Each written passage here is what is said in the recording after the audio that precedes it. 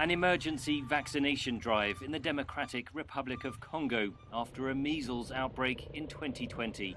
Efforts like this have saved millions of lives, says a study.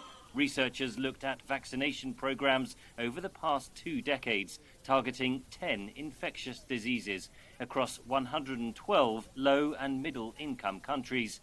They found that some 50 million lives, mostly those of children, had been saved by vaccines. They included diseases such as measles, hepatitis B, human papillomavirus or HPV, and yellow fever. The research was led by the Vaccine Impact Modelling Consortium, funded by Gavi, the Vaccine Alliance, and the Bill and Melinda Gates Foundation.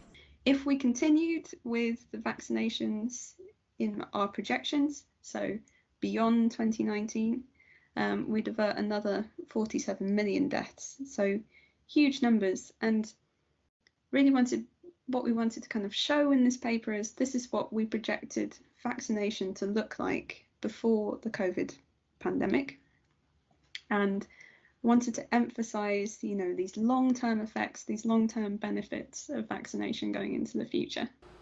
Immunisation programmes have added benefits beyond the prevention of specific diseases.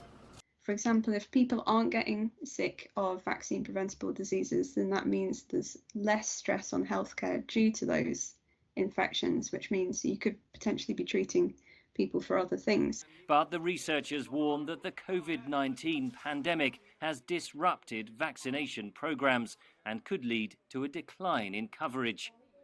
We've got not only healthcare services stretched by possibly treating people infected with COVID, we've also got people's personal choice. They might put off going to seek an immunisation just because of fears surrounding being infected with COVID.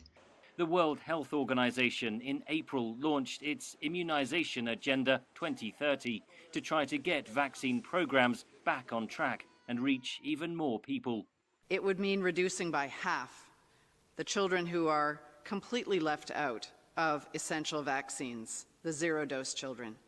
It would mean achieving another 500 introductions of new and underused vaccines in low and middle income countries. Scientists say the huge number of lives saved demonstrates the stunning advances of modern medicine and the importance of keeping other vaccine programs on track despite the COVID pandemic.